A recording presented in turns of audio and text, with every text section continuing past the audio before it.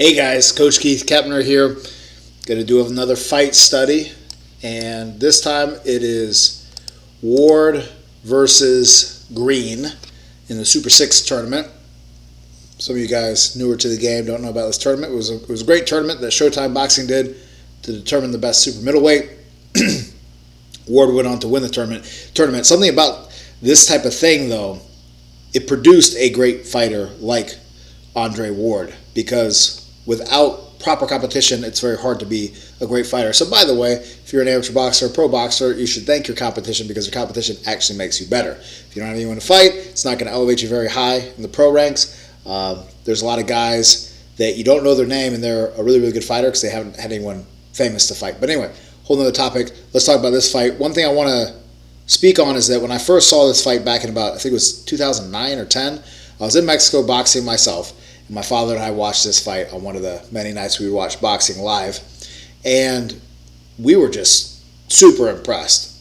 And I at that time was not seeing anyone do some of the things that Andre Ward does in this fight. You think of him as a typical, almost Olympic-style fighter where he is fencing, and you know he knows how to do that. So I bet you Green, I don't know what his words are on this fight, but I bet you he went into this fight expecting to deal with that. And we'll see all the different things that Ward brings to the fight and how he's an intelligent fighter as far as being an outside boxer, but also being an inside boxer. See, we think of intelligent, slick boxers as only guys that are hanging on the outside and fencing in a sense, in and out, stabbing, tapping, things of that nature, which he does. But we also don't think about it in terms of someone who's a slick inside fighter and things like that. So let's look at this. And he's the epitome of a common term now, universal boxer. All right, so let's jump into it. Andre Ward versus Alan Green. And Alan Green's a good fighter. He's in this tournament for a reason. All right. Now, I also want you to pay attention to the different pacings of the fight and all the little tools that Ward uses, and think about how you can utilize that in your arsenal, whether you're a fighter or if you're a coach with your fighters. A lot of this stuff is things that I know, if you're a boxer of mine, you hear me harp on a lot. All right. So now, first round. Now, again, to be clear, like everyone knows I harp on a lot if you're an amateur boxer watching amateur boxing.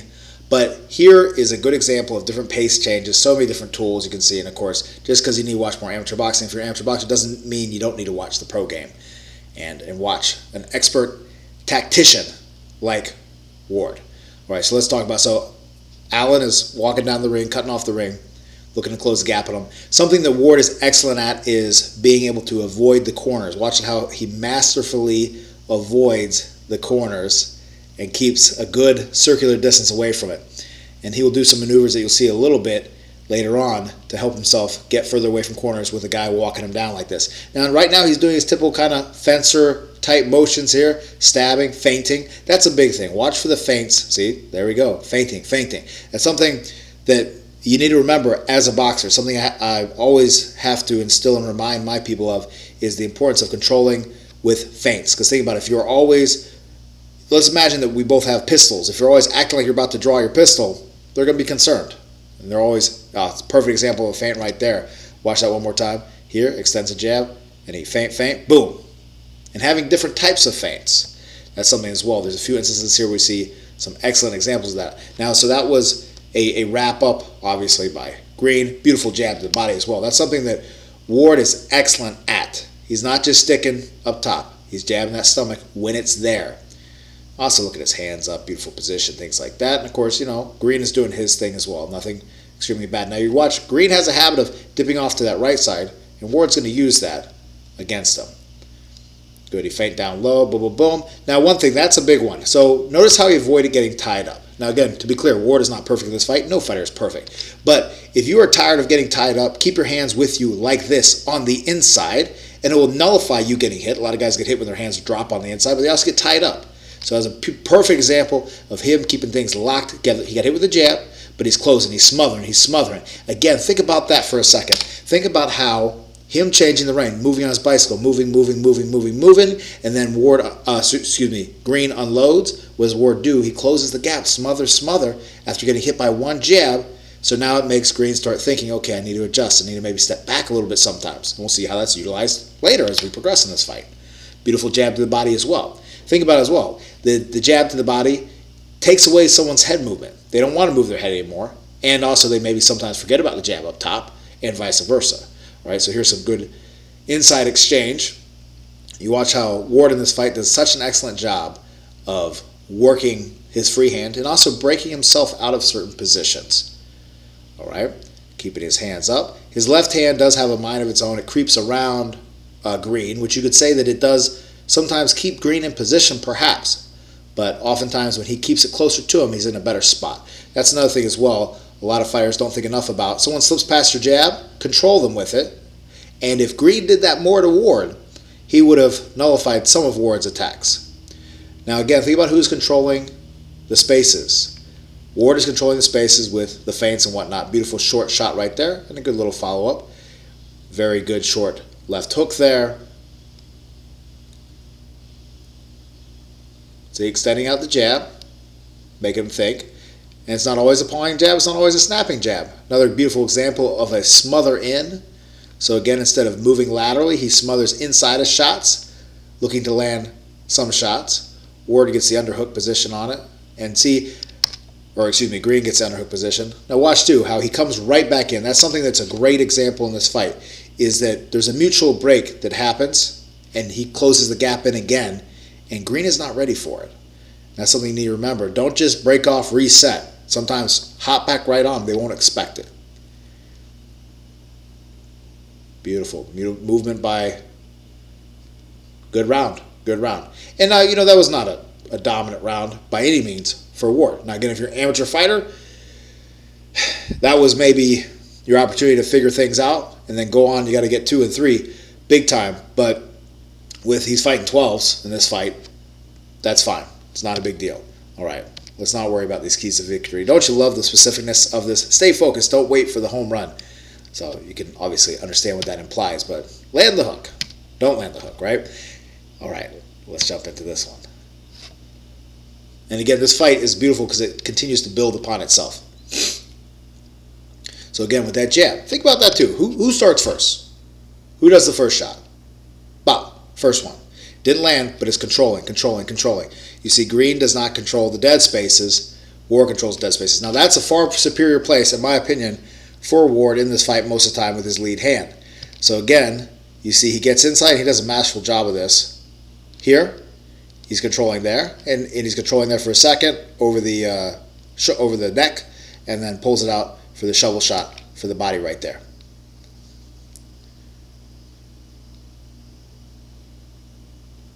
And now see, you think he's going to try to box this whole fight to win it, right? Meaning boxing, meaning move on the outside. But we already see he's closing the gap effectively a lot. There's a good example of him going from a backwards lateral movement to a quick step in. And only because he's been throwing a lot of jabs, you can get away with that lead hook. That's when it makes sense. Right, see, Green has the underhooks here, and Ward is trying to fight. But look, do you see that move right there, gang? Right there. Watch what Ward does with his right arm. Picks it up, pulls it in, and that gets him back to position. So even if the ref didn't break him, he'd be able to work in that position. And that's another thing too as well right there. You see how Ward comes in a little step back. Green does not know where he's going to be and when he's going to be there. And think about how hard that is to mount your offense when that situation is occurring. Beautiful example of a catch and jab by Ward. Catch, boom. Beautiful, beautiful. Something Ward will start to piece together a lot is short right hands, which is something that anyone that trains with me knows that we talk about a lot, about all the opportunities when orthodox is boxing and orthodox. Now, one thing is that's an example of where Green is not using his ability to control Ward's head, but also it's a tribute to Ward's balance that he was able to not be pushed down. See, that's a good example right there, where if the shoe was on the other foot and this situation happened to Ward, where Green would be under Ward's left arm, then Ward would be controlling his head, not give him something. But you watch Green kind of pulls it up, gives him something, tries to work on there. But that's a mistake. He needs to be trying to nullify, because Ward will attack with its head on that right side often. And Green, in my opinion, doesn't nullify it enough. There it is again. But again, if it's working, don't stop doing it on Ward's part. If it's working, there's no need to really change it unless you can do something even better off of it. But if it's getting you in, it's a great way to get in. You notice how I keep those hands together? Short shots, short little shovel shots. Beautiful work right there. Again, kind of feigning up top and jabs for the body. Then jabs back up top. Controlling dead spaces. Close the gaps again. Now watch, look at Ward's right hand right there. You see how wide open that glove is? That's a beautiful thing. Why is that a beautiful thing? Because that is going to provide you more protection. See how much that protects of his head? On the inside, obviously, as you know, you don't want to have a closed fist, but even like a partially closed fist is less protection. Something a famous fighter that did this a lot is Winky Wright, expanding that glove out as far as he can. Look at that, look at that. Beautiful protection of everything and walking him back. That's something to remember. If you're in a tied up position, walk your opponent back. Get them back on their heels and press them up on the rope so he does that later.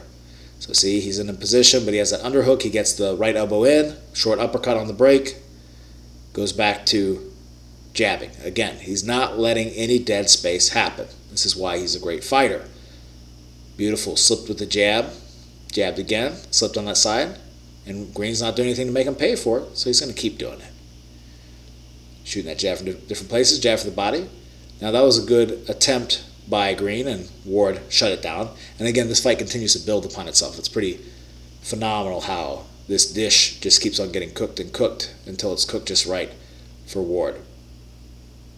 Beautiful how Ward slid his arm out from here, slid it in, boom, shovel shot. Remember, don't slide it out to not use it, slide it out to use it. That was a great example of attack in with his hands up high, jab, boom.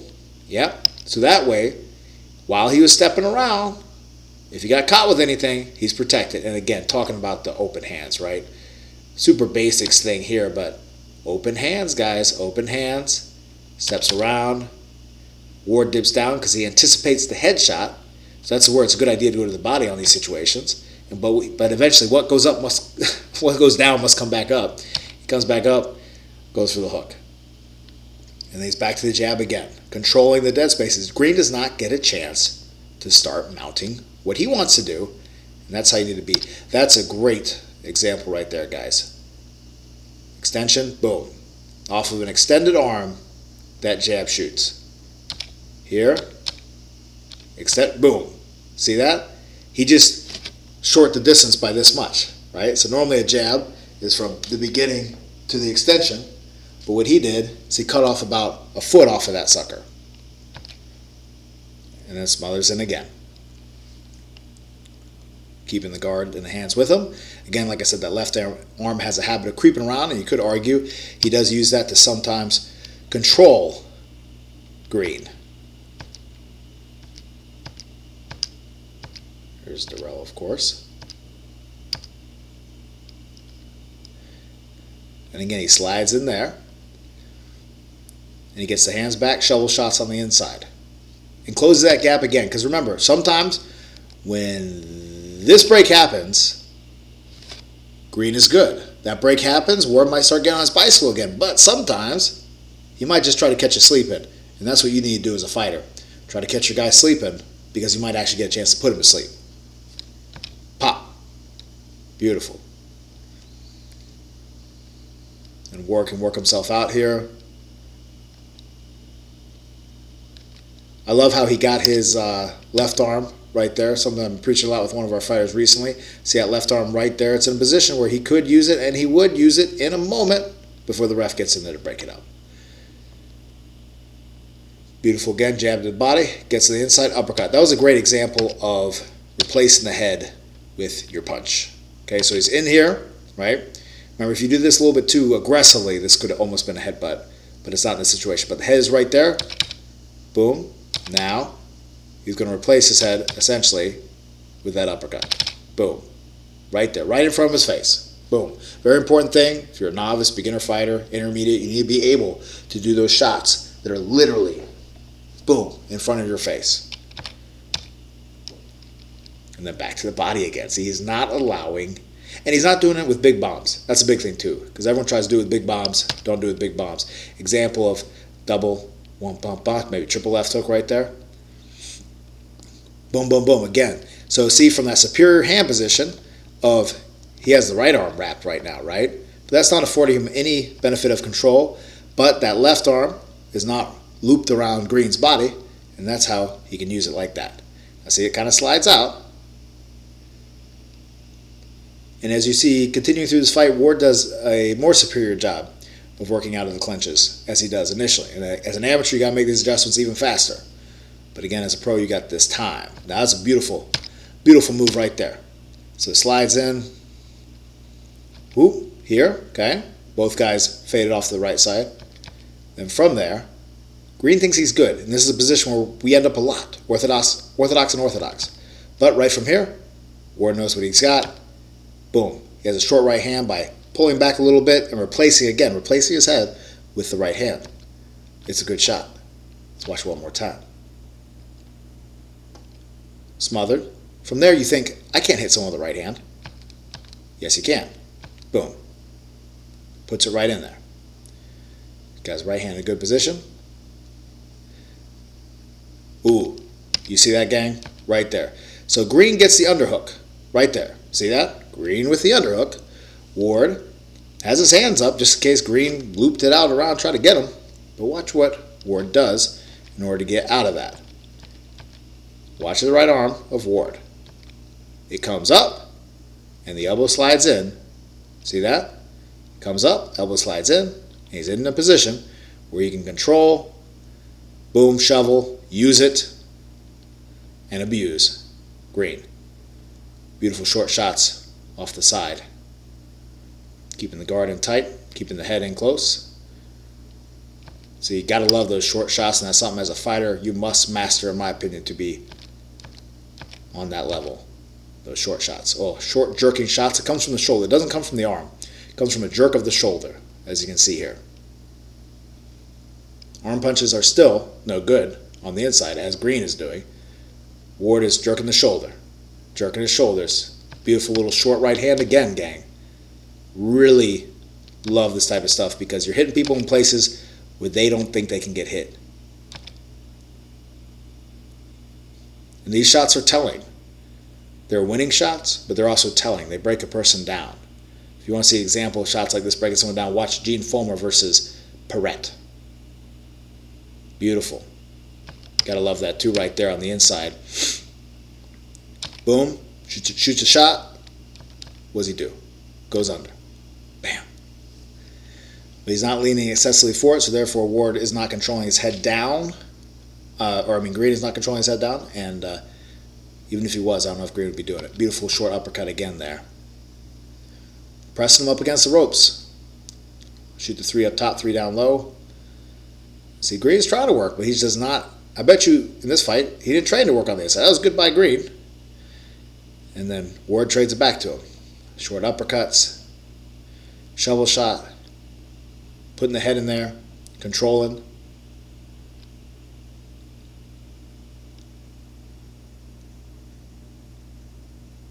Nice. Little short uppercut again. See that, gang? Short shot right there with the right hook to the body. Short uppercut again. And see where he's got. Where does he have Green? He has Green in the corner. A place where he doesn't end up, I believe. See if I'm wrong in this entire fight. Why is the corner more beneficial? Because you're trapped a little bit. You have to move a little bit closer to your opponent in order to get out. So you can keep someone in the corner, theoretically, easier than you can keeping them on the ropes. Beautiful example right there of Ward putting his head on different sides. He's here. Where does he go? Here. Different sides. Now he's back on the other side. Think about it. If you're Green trying to mount an attack, and you're trying to figure out how to hit this guy if you're not used to be on the inside and become a master like Ward is, that's that extra time you have to think. It's just like a guy stepping out on you hard or stepping in on you or moving laterally. Green's trying to psych himself up, but to what avail? Here's some inside. Good example of Ward pulling the arm out. Gets hit by the uppercut. Beautiful work by Green. Boom. Returns it right back. Now that right there is, again, that superior position I'm talking about, where that left arm is a term used a lot now, framing. He's framing the head, controlling the head. He's in a position where he can use that arm now versus where it was before, wrapped around. Right off of that, rubbing the glove in the face a little bit, making Green's time uncomfortable. Now let's see who punches first. We're putting out a little touch, touch, touch. At that point, it was Green that attempted the first punch. Nice, beautiful jab.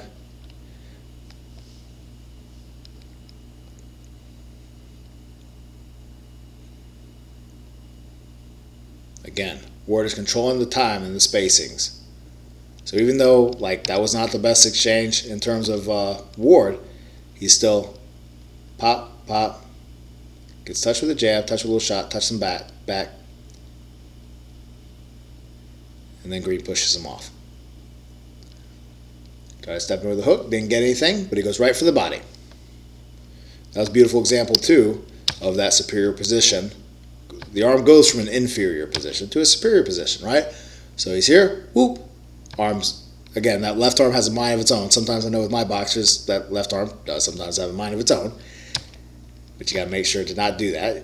He pulls it out by shooting the right hook, and also the kind of space just happens. Head's in there. Then he shoots a hook. That gets it in position where it should be. Boom, it's right there. Off of that, what has he got? You can see what he's thinking. Boom, right hand. And then back to a jab again. Short shot. Those short jerking shots, guys, very important to learn how to master that. Good example there too of, it was kind of one of those showing that I want to break and the guy's holding me moves, but he brings the arm up, so he goes from an underhook position, Ward does, right here, underhooked, brings the arm up, whoop, and then slides it in, bam, just like that. Look at that, turns it right around to some offense.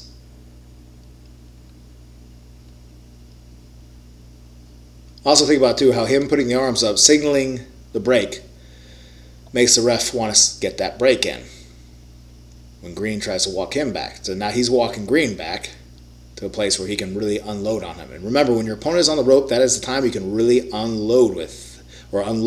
Treat him like a heavy bag. When your opponent is on the rope, then you can treat him like a heavy bag. In the middle of the ring, not so much.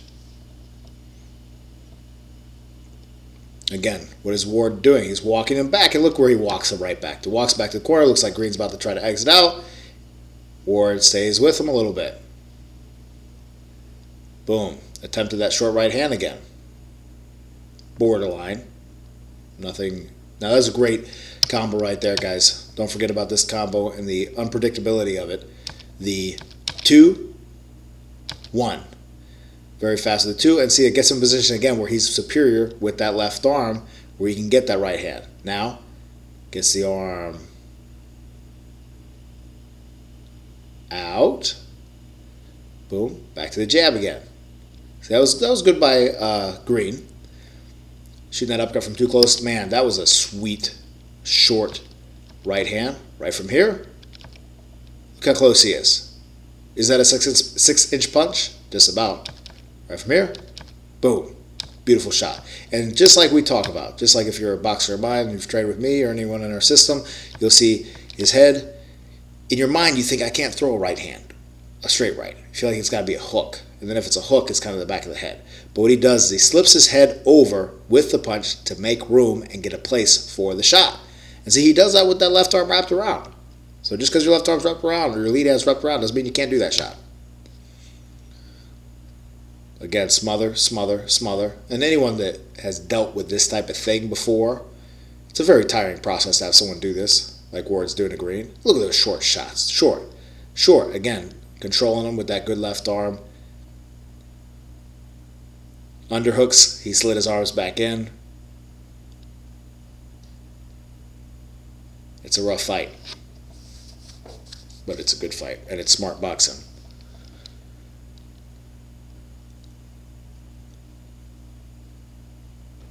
Beautiful jab to the body. And again, if he can slide in on that right side like he's doing, do it. Slides in on that side. It can be a safe position to slide in on if someone's not making you pay for it. And you can work off of it. Beautiful example there. Green is leaning forward. Again, a position that you don't want to end up. That position right there. If you lean forward like that, hopefully someone makes you pay for that to help you stop doing that. See how far that lean is? And that's where Ward's in position. Tries to control the head. Green tries to, he knows he's in a bad position. Controls the head again. Uses that to turn around, but what does he use it to turn around to get? The body shot. Then he returns right back with the jab afterwards.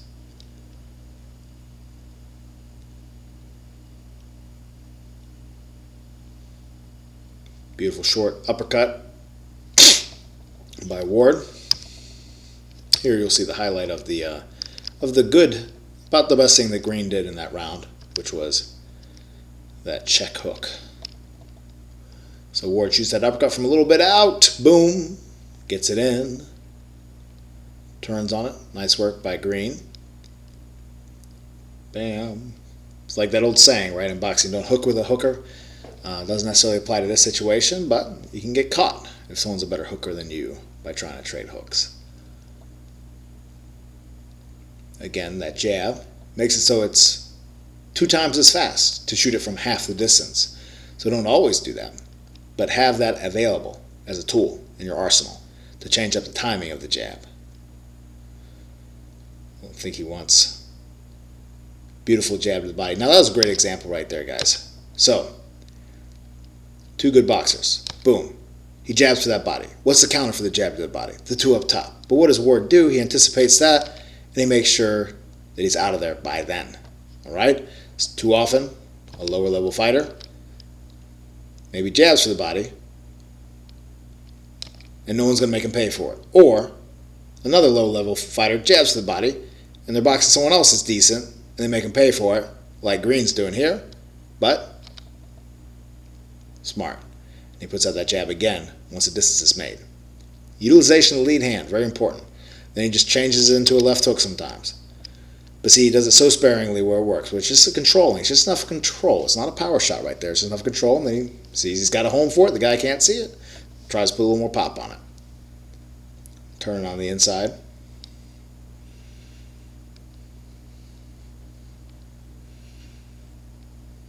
Kind of pulls Green in. Again, how beautiful it is that he can get that jab, and Green gets in a position where it kind of slips past him, and Ward uses that to pull him in a little bit. Slick stuff, annoying stuff, and stuff that can help you win a fight. Tricks, but of course, it's built off of a lot of foundation. You can use tricks, but you need your foundation.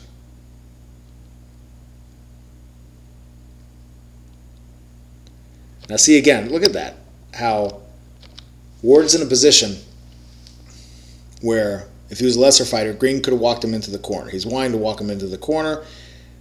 Ward's going side to side, gets himself in position where he is not going to end up in that corner. Oftentimes the best way to not end up in the corner is to change up a movement from going backwards to sometimes go inside and close the gap. Right there, beautiful control.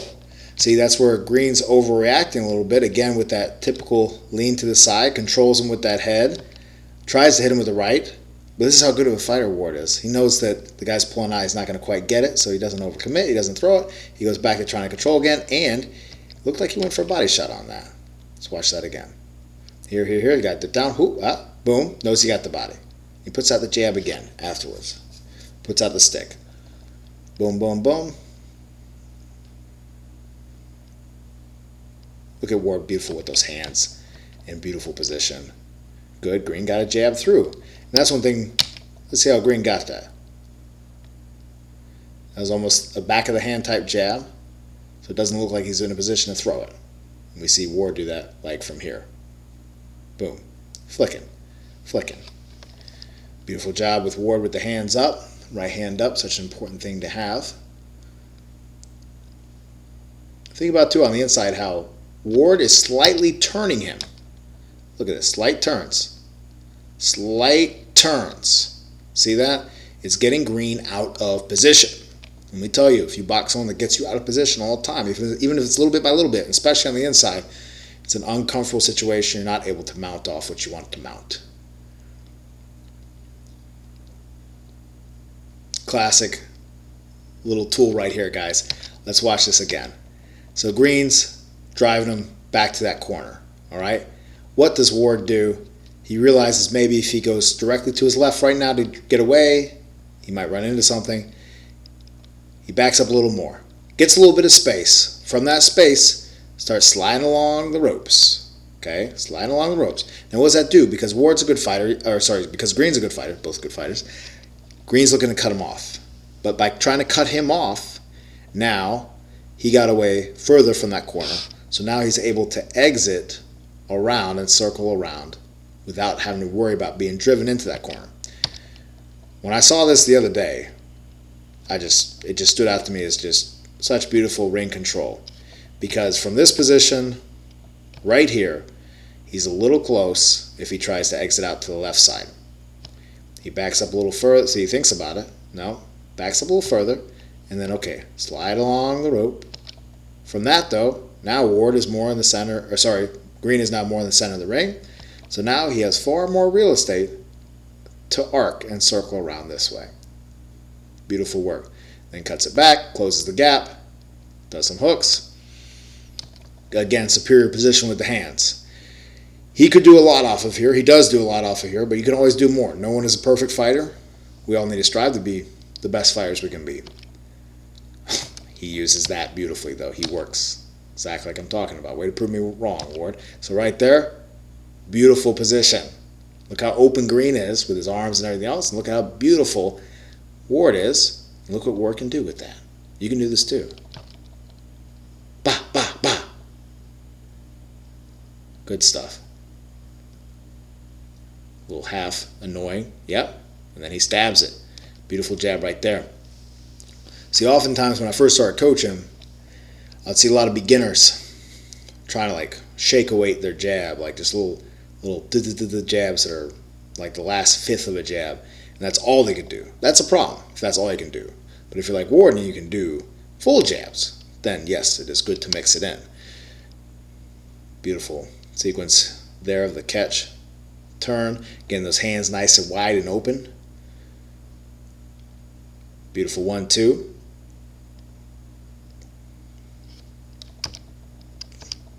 Green's mom.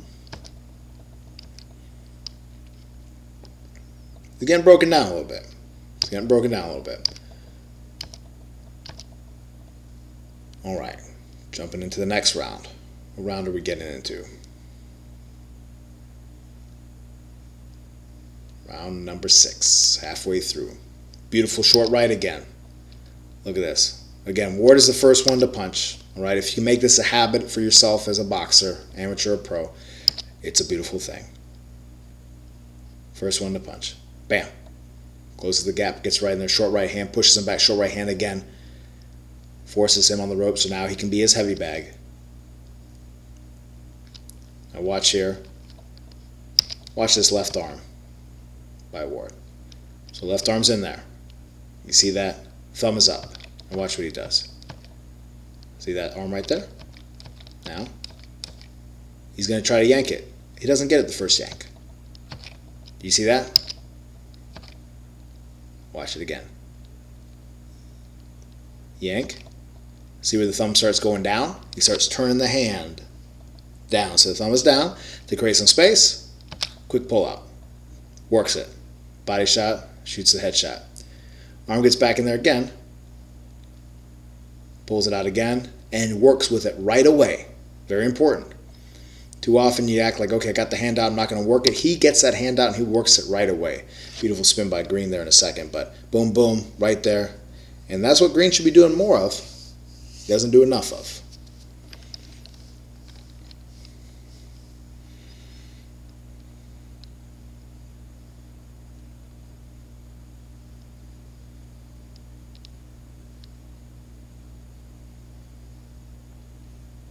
Yeah, see, Ward's left arm has a mind of its own. He doesn't benefit much from having it come around.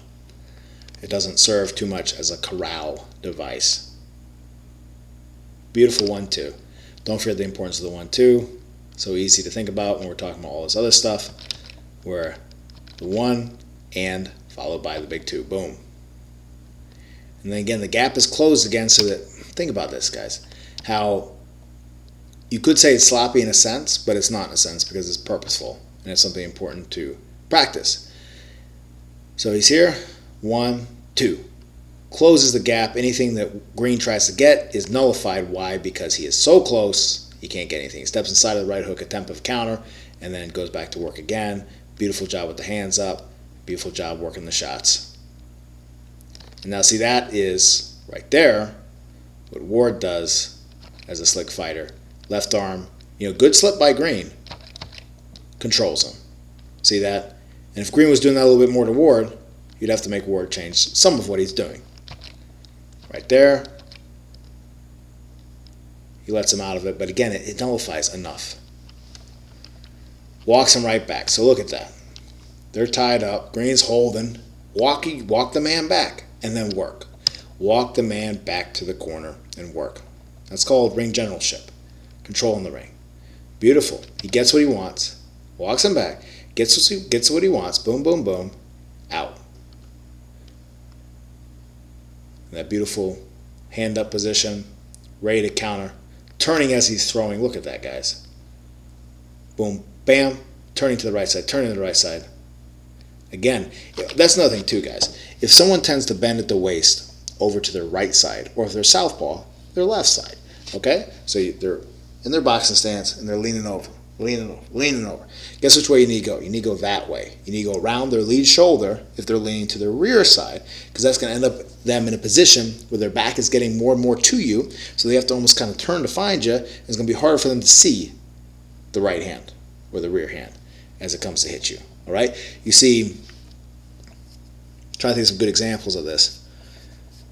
The few ones I know are not coming to mind, but so often if I have a boxer boxing someone who's slick and leaning off to the rear side, outside of running them into shots on that side, if you just turn over to their lead side as they're bowing off to their rear side, you can get them in a very precarious position where you can, again, anything goes down must come back up in boxing. Boom. If it doesn't come back up, that means you knocked it down, right? Walks him back up to the ropes again. Good hand position. The left hand starts having a mind of its own again, creeping through. Beautiful short right hand right there. See that, guys? You can barely see these shots. If you're just a casual fan of boxing, you might not be able to see some of these beautiful short shots. You can see that one. That was a great example of Ward with his head on that side. See? Ward is leaning over her, has his head on the left side. From there, brings his head over with the left hook. Boom. Bam. Now he's on this side. Boom, right uppercut on that side. Puts his head back over. And he goes for the left hook again. He lands a beautiful left hook off that one. Here on this side.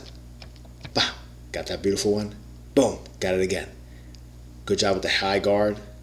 Hands are open, which make the high guard more beneficial than if you're clutching your fists.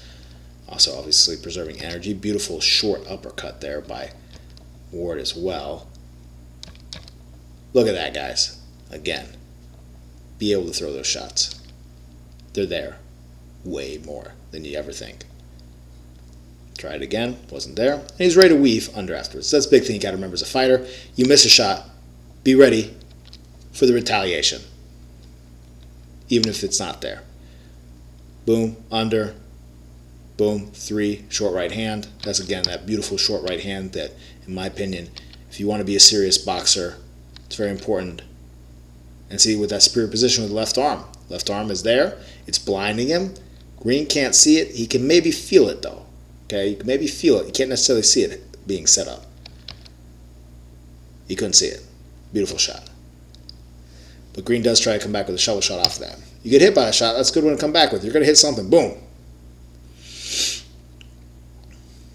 Nice. Again, almost like clubbing shots by Ward. Pressing him up against the ropes. Short uppercut again. Short uppercut. Beautiful. Again, if it works, keep working it. Good example right there. Something I've been preaching to one of our pro fighters recently. Left arm right under his jaw. Use it to, see that? See the fist in his face? Push his head up. And he does push his head up for a second. You can push it up to land the other hand, or just push it up and then he uppercuts it. Because where the head goes, the body goes. and you control the head. Gets the arm out, boom. Very short hook, guys. Look at that. Be able to throw those type of shots on the inside, and you'll give guys a lot of trouble. Combine that with being a good outside boxer, and you can fight everywhere. Fight in the phone booth, even though phone booths don't exist anymore. So there is Ward bowing on that one side, but again, he's getting away with it. Walks Green back. Think about it. How many times do you get tied up in your sparring or in your fight, perhaps, and you don't walk them back to the ropes? You can do the same exact thing, get in the habit of doing that.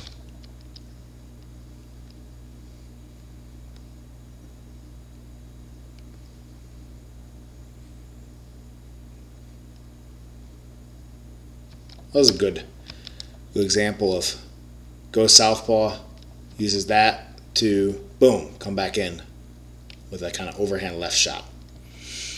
And that round is over. One thing, you see at the end of most of these rounds, he's ending up with Green in his own corner. That's something that you don't need to focus on too much, especially as a novice or whatever, but if you end up in a position where you're getting the guy and just beating him in your corner, if you can corral him into your corner every time, there's benefits to that. You can also hear your coaches better, and they're kind of left adrift. Beautiful. That was that example of that smother situation. Look at the open gloves by, oh man, look at that. Watch that 3-2 right here. 3-2. Beautiful setup, controlling again. Beautiful. Hand there, boom, control, boom. Beautiful example of that. He does the uppercut, slides by. He's in a superior position. He's not too superior when that arm's reached around, trying to corral him. Then from there, boom, hit him right with it. And that was a low shot by Green. Didn't really get anything in there. Trying to turn away from it, but he still hits it again.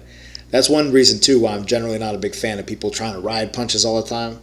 One is it looks like you got hit, but two is if you ride it too early and you're not experienced enough, it ends up a back of the head shot, and it's your fault. Beautiful, short, jerking shot. Again, this is how you need to throw your short shots. Jerk, right there. Jerk your body. Don't try to arm it. Ain't going to do anything. Good example there of missing the left hook a little bit, or maybe he lands it. Whatever. But he's still controlling with that lead arm again. Chin down, looking sharp.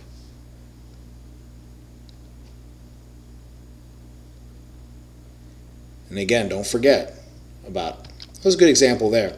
So Ward tried to signal the let go, but then he actually used that to get his arm in. So underhooks, arm is up, whoop, and pulls it in.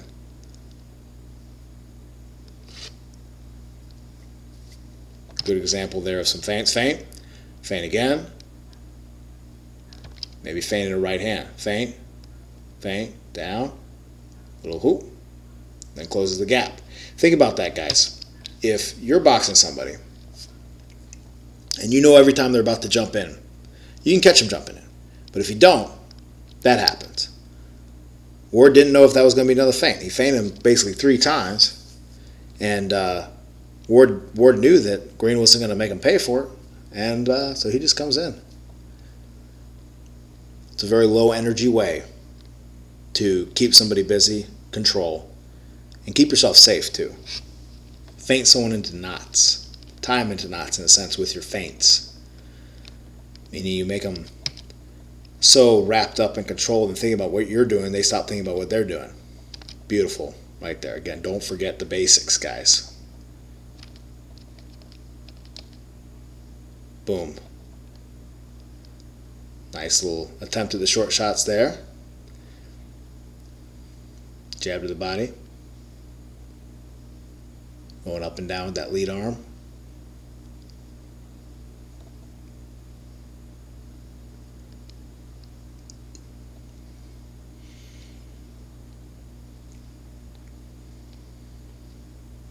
Nice. Again, that beautiful work to the rear side. By someone who tends to lean over, he's going over that side.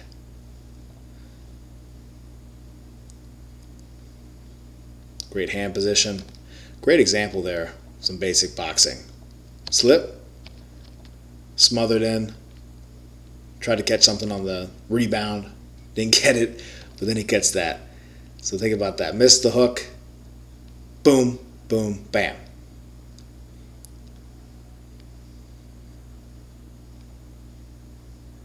Again, another example of the feint, right? And right here, feint, boom. Little half-second feint before he goes. Whoop, boom. Why did he do that? Because where does green tend to go? It tends to go right down into that shot. You see, his head starts going that trajectory. It was a good thought. So remember, you see guys doing that, you might land it way cleaner than Ward lands it here. The feint, someone's bound off to the rear side, bound off to the rear side, feint, do that shot. And then he gets pushed back off bounce. Doesn't mean a thing. Stays cool and calm because he's a professional. Again, beautiful with those jabs again. And see, he throws those jabs for where green is going. He doesn't throw it for the same spot. He throws it, boom, boom. Green kind of fades down. Ward throws it a little bit fading down. Put his head on different sides. A little short uppercut. And green does a good job spinning it off. Should do that a lot more.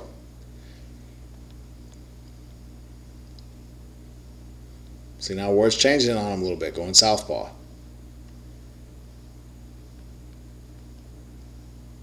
Back to orthodox. The 1-2.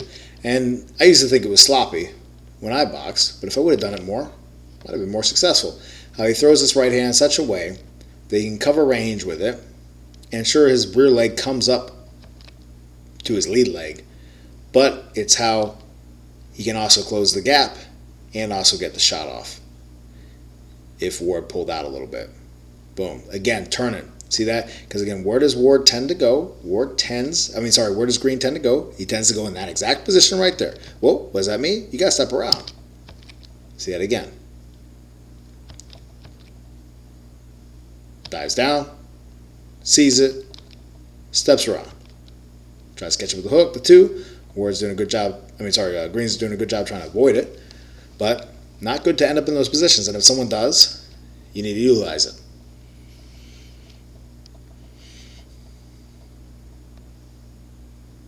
Good jab. Again, downstairs with it. Think about how the little subtle different looks Ward has given Green this fight. Green kind of gives Ward the same look all the time, doesn't he? But you see, Ward will shoot from there. It'll be a little higher guard. Beautiful. Basic stuff right there. Bop, bop, boom, boom. Easy 1-2, really light for the 3.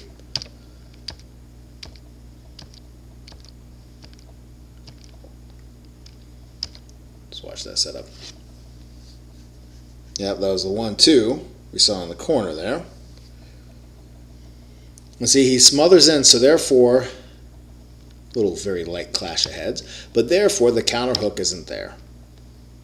So that's just something to think about it. Strategically smothering after your shots. 1-2, the gap's getting closed. He's inside of the attempt of counter because Green is a professional. He's a good fighter. Good position that Ward is in there with the hands up and free. Green is in a wide open position trying to wrap up.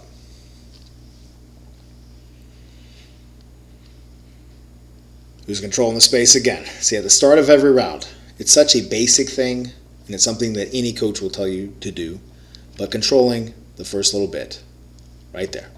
Boom. 1-2. Closes the gap, gets the arm.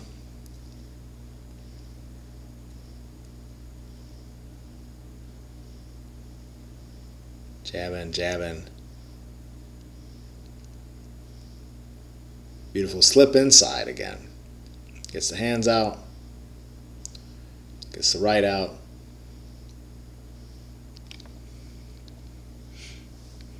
Again, so think about it. The 1-2, the 1-1-2 has been working. So Ward's a good fighter, so he's going to do that. Think about it, guys. It works. Do it. Do it again. Do it again. Do it again. Do not forget about what works in a fight. You find out something works, keep doing it until it stops working. That's the only reason to stop. Good, another example of him being in a better position on the inside. See that? With the guard more close to his face. Not necessarily peekaboo, but kind of almost peekaboo. Hands are wide open though. And he is going to, from this position, see where his left fist is? Now watch. Forces it up. And off of that forcing up, you're controlling somebody. And you could land shots off of it. Ref came in, broke it up. Could have been some work done off of that. That 1-1-2 again. Think about it. Again, Ward is a good fighter. He knows something's working. Unless this man can have an answer for what's working, he's going to keep doing it. Good jab by Green. I've probably throughout this whole video been saying Green and Ward interchangeably too much. Forgive me. I don't know why these two names are just meshed in my brain too much.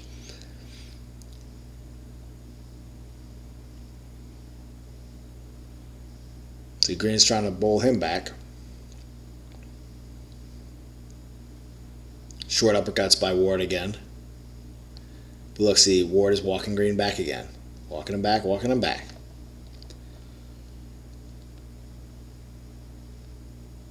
See, again, think about where Green dives.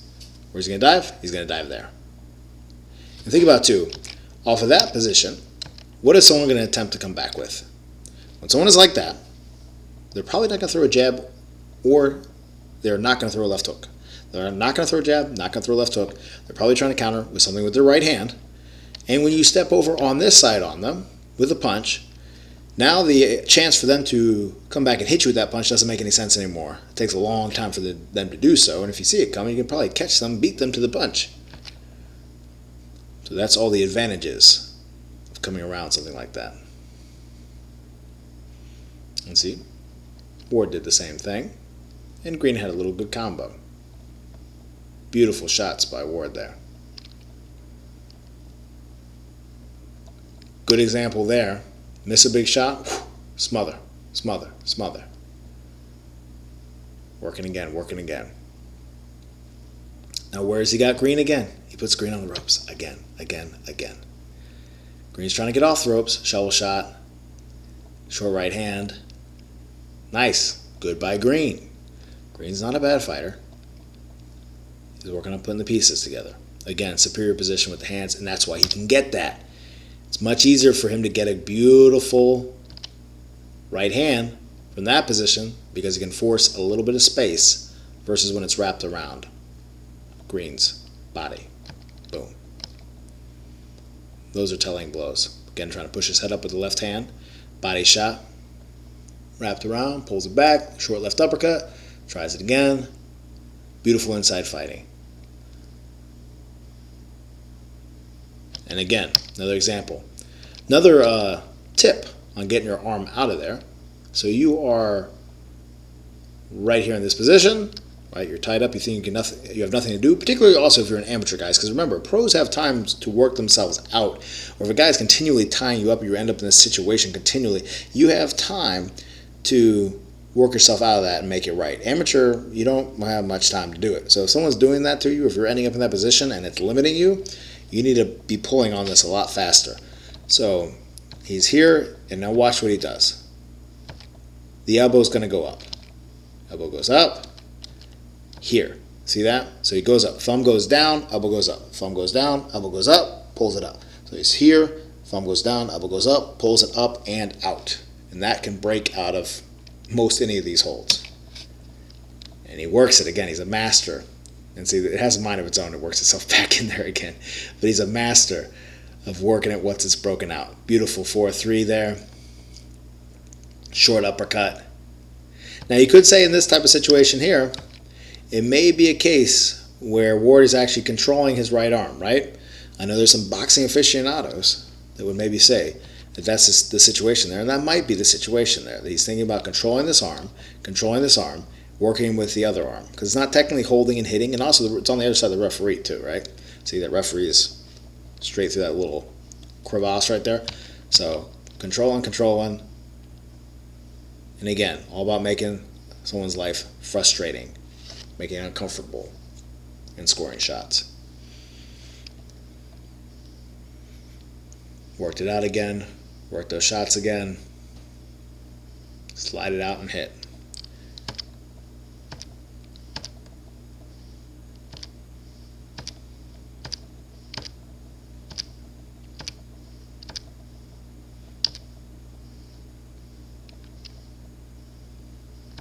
I don't know about you, but I'm curious who shot first in this round, right? Feinting. That's the thing too, is that's not only a defensive maneuver, that's also a feint. Because it looks like he's going to start that typical smother and entry that he does, but he doesn't. He uses a jab set up. Where does he walk him to? Where does he walk him to right away? He walks him right to the ropes. Pulls everything out. Beautiful shovel shots there, guys. Do that. Do that, champ. Bam, bam, just like that.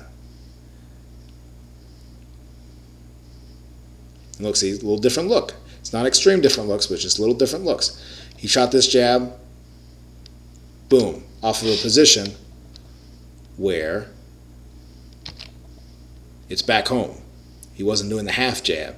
It's all the way back, gets the full pop on it, right? These little things, they don't have to be drastically big different looks. The big thing is Green needs to occupy the spaces as well. He's not doing that. Ward is doing a far superior job of occupying the different spaces in the fight. Beautiful step in. Pulls that arm up. Ref gets in there. Beautiful right there. From that low position. Feint. Boom. Let's watch it again. Feint, boom. Beautiful. Gets the elbow out to work his arm out. If Green kept on holding, he would have got it out all the way. Elbow up, thumb down.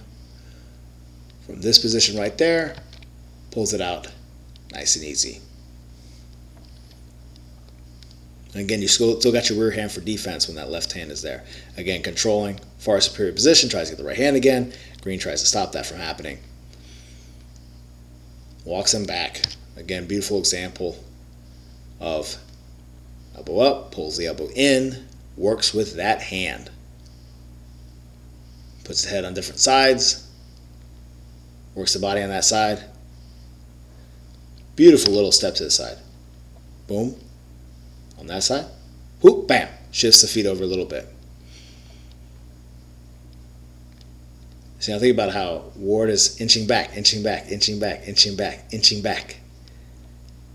That's why he's an intelligent fighter, because he's not only driving Green back and fighting on the inside, he is also inching back and not allowing Green to fight when Green wants to fight.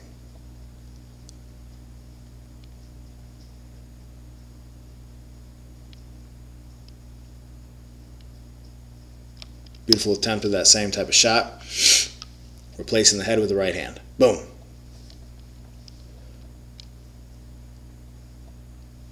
See, he's trying to walk Green back. Green's not letting him walk back.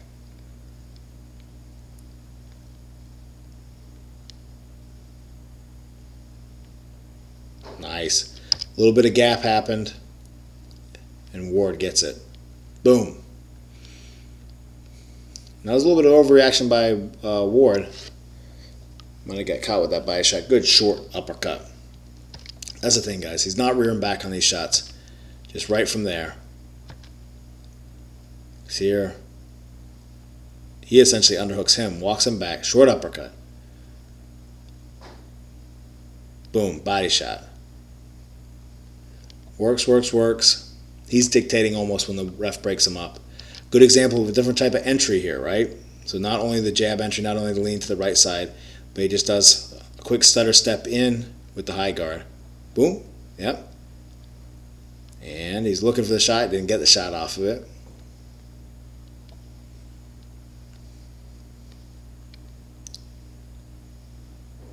That 1-2 again, smothering in.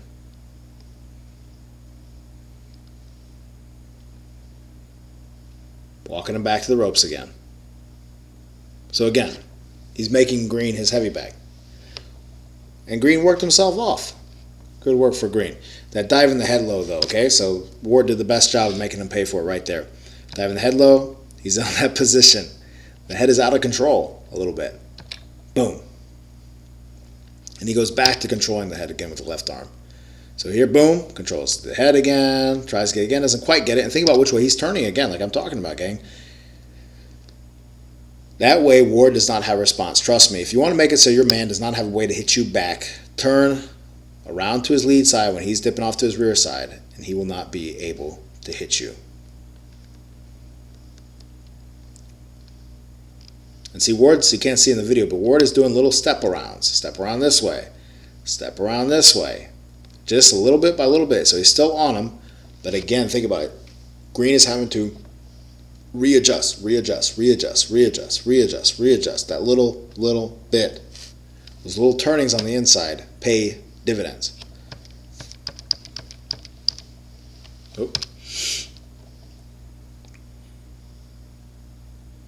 There's that beautiful right hand. And see where he's going. See where he is? Allen cannot hit him in this position, right? He is safe. So you get that beautiful right hand on someone, they're leaning off to that side. How about, got bowed a little bit, you get over there. And now when they turn around to try to hit you or counter back, you'll be able to hit them, and they're also not going to be able to get you, not going to be able to counter your back when you go that way. Short shots, short right hand, body shot, beautiful liver shot there, right guys? So here, short, pulls out the arm with it, left hook to the body, steps in, and drives him back the whole time.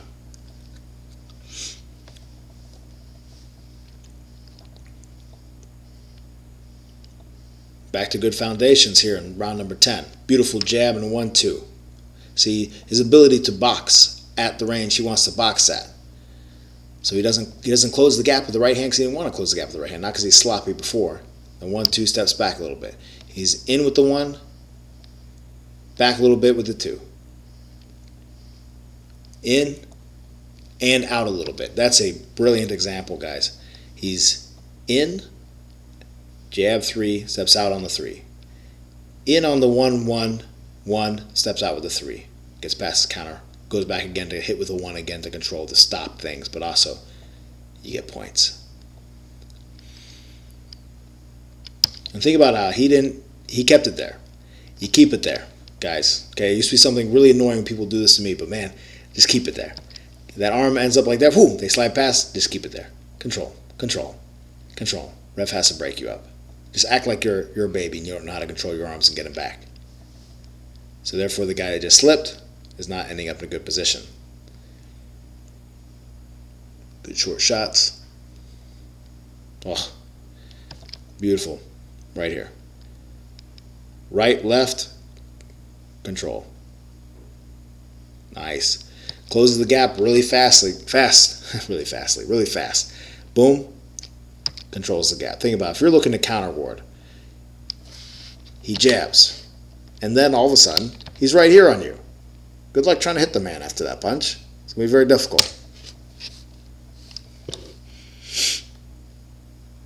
Good turn by Green.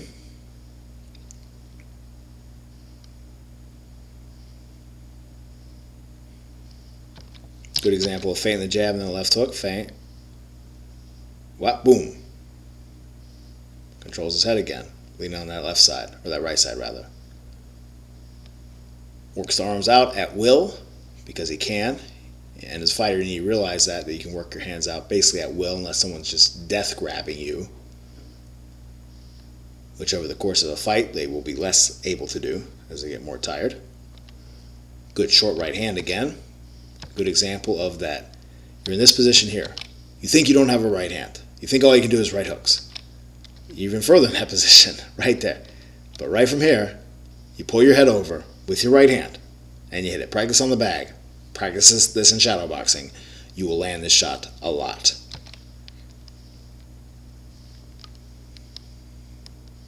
Forcing Green back. Goes right for the body. Think about how much body work he's invested in this fight. Short uppercuts. Double, triple left hooks. And you can tell Green doesn't want to fight here. I think Green needs to fight a little bit more of a mid-range and to get his power off, and Ward's taking that away from him. If you haven't trained to fight on the inside like this, it's very hard to do it. Nice, beautiful little head movements there by, let's watch that one more time. Watch Ward's head movement. Ooh, under, back under, boom. Little left hook off of the head movement, gosh. He's here, right from that, comes up with that shot, bam. Right in front of his head. Practice it. While Ward's reaching out to try to grab, he's also making himself open to be hit.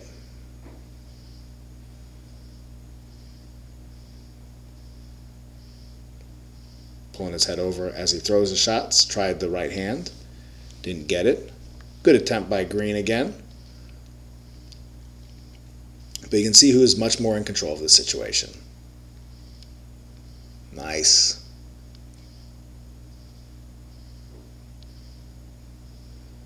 He's a pretty good referee. He's letting them work on the inside. Good little short combo right there, guys. Perfect example of boom, boom, how you need to throw when you're on the inside. It's all about that shoulder snap like I talked about.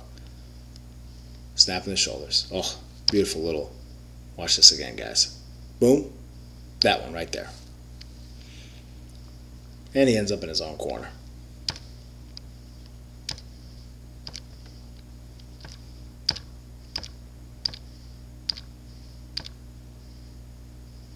Let's see who punches first this round.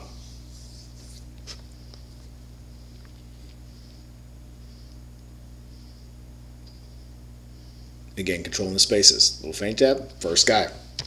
First guy to go. And he's not doing it frantically. He's doing it smooth. Steps over with the right hand. 1, 1, 2.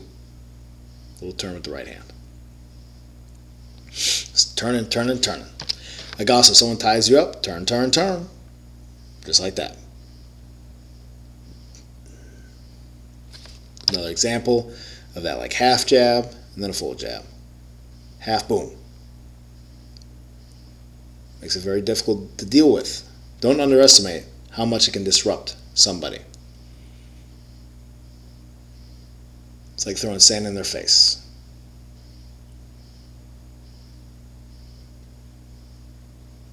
Way to get it back.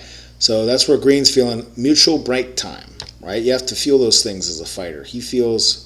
Green thinks, I think we need to break and walk back, but Ward's like, nope, I'm going to use this opportunity to go after you. You have to understand that, and that's something I've been preaching a lot to some of my guys recently, is sensing when someone's like, I want this engaged. And you engage when they don't want to engage.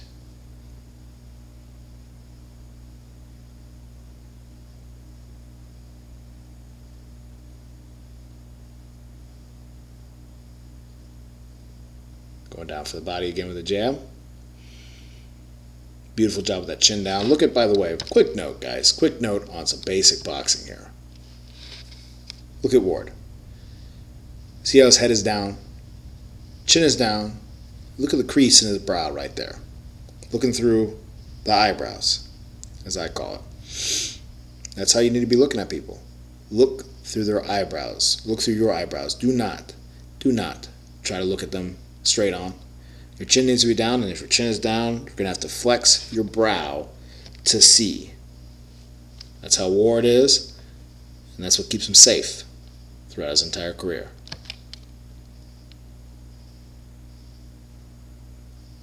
Beautiful again with that jab. Kind of has a jab halfway out and shoots a jab off of that.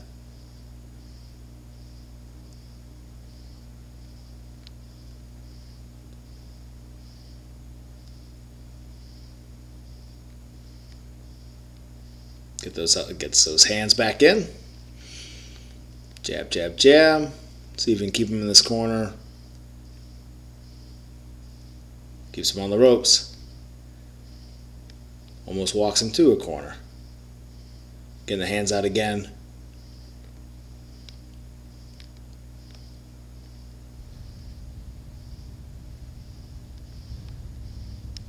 And now see there, finally, Green does probably what he should have done the whole time. is control to make things uncomfortable for Ward, along with a lot of other things. But too little too late here in round 11. There's that deep dive again.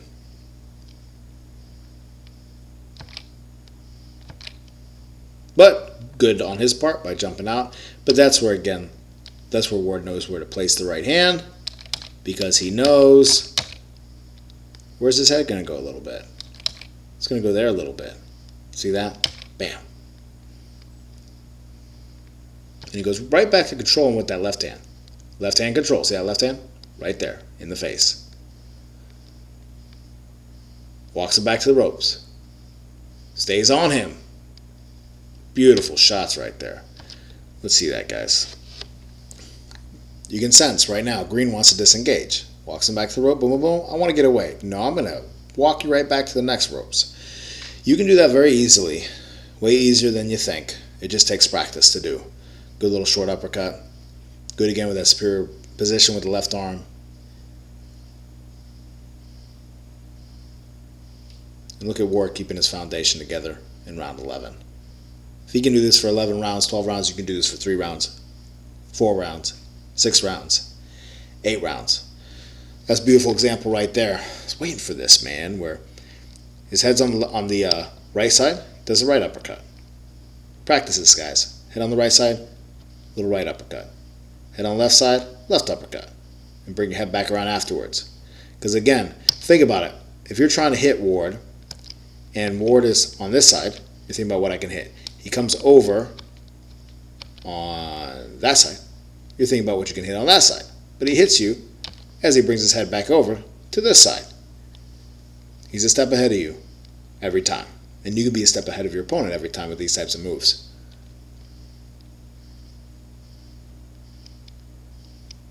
Good job freeing his arms out. Keeping the pressure on him. He can sense the green is starting to fold. And again, with enough experience and enough time, you can sense that as well. If you don't already. But make sure you pay attention to it. Beautiful.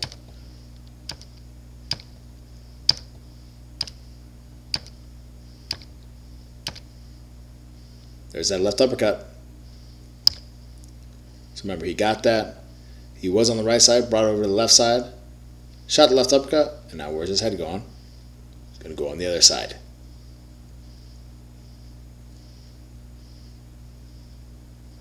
Last round.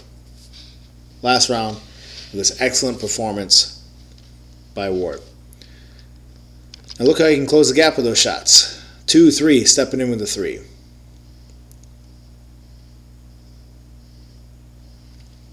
2-1 again. Again, important combo to have in your register. 2-1.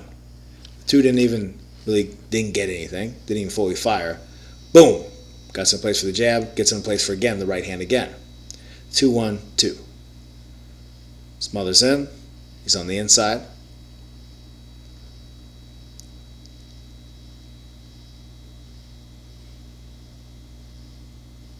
Good relaxation. Sharp but relaxed. See again the feints there. Feint. And what does green do every time something like that happens? Bow right side. So you try to go around that side like I talked about, real hard. A little too hard, because it ends up where green can spin himself off the ropes. A little mistake, but you get the idea. Again, no fighter is perfect. Even the greatest, absolute greatest fighters of all time are nowhere near perfect.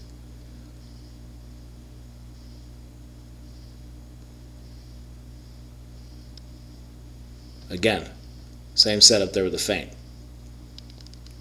Feint, boom, right hand. He knows where he's going with his head when the feint comes, or when green thinks something's coming. He has a default. Make sure you don't have a default when you box. Have at least 5 answers to every punch. 5 answers to every punch. So therefore, you are not predictable. The less predictable you are, the harder it is for someone to exploit you. Beautiful again. So he's out there with that jab, here, boom, right hand. And he knows where to arc it. He knows to arc it a little bit to that side because green's going down to that side. And he can count on him being there. Good attempt on the short right again. Showing the ref that he wants to break.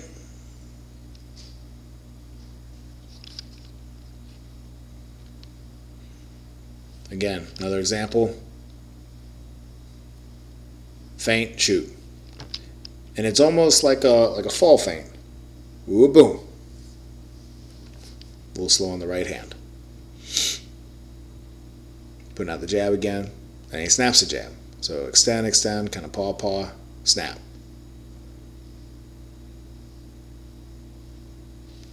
There's an example of Green trying to do a little feint. But see, Ward doesn't accept it. Doesn't react to it. It's important to have feints that make people believe. Good short shots there. Boom. Controlling back.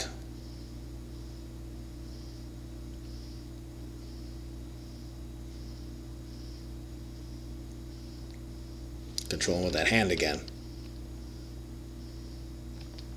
Right there.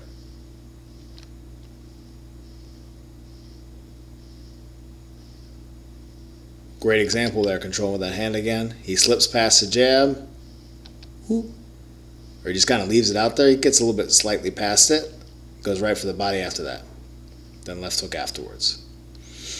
See, Ward can count past one. It's not about landing one shot, it's about landing multiple shots.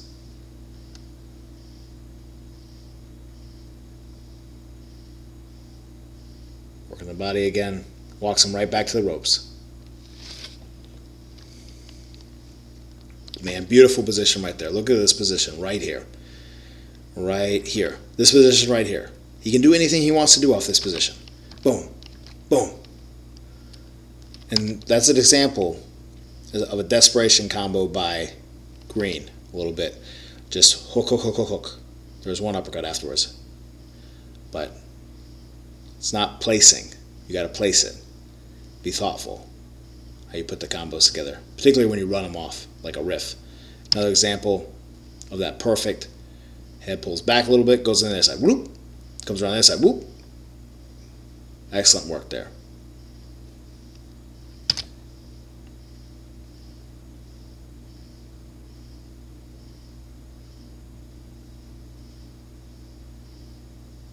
And that was it. Beautiful fight. Big decision win by Ward. A lot of good things in there. Big takeaways from that fight, though, guys, hour 17 into it, is how he not only forced him back on the ropes, inside fighting with Green on the ropes, making Green his punching bag. He also outboxed him on the outside, stepping backwards with lateral movement, controlling the ring on the back foot, being able to maneuver around the body position of Green leaning off to his rear side, and Ward stepping around towards rear side to get away from it. So therefore, like I talked about, there's no opportunity for any counter by Green.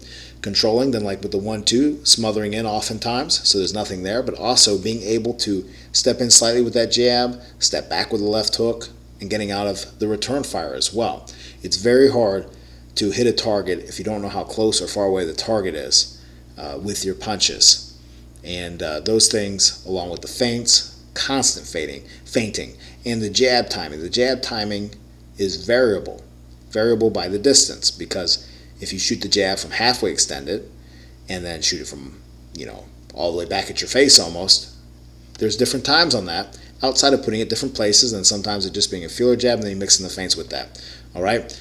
So those are just some of the things. There's so many things. The breaking out of it, that's one thing too. Thumb down, elbow up, get it back in, get that elbow up and down, right back in to get yourself in a position. If your hands are closer together, you're going to be more able to do what you want to do on the inside than if you're kind of reaching out and wide. Okay, if you've ever had a fight, pro fight or amateur fight, and you get frustrated with someone tying you up, it's because those hands are creeping out too much, all right? And you're not getting them out as well. So you can stop the whole thing by keeping the hands closer to you. And then also, though, by, if you end up in those positions, do what you see Ward did some here. Thumb down, elbow up, bring it back in, bring the elbow up and down, and get yourself in those better positions. All right, guys, just watch this fight study. Watch this fight on your own as well, just to watch the pacing of it without my stops and starts all the time.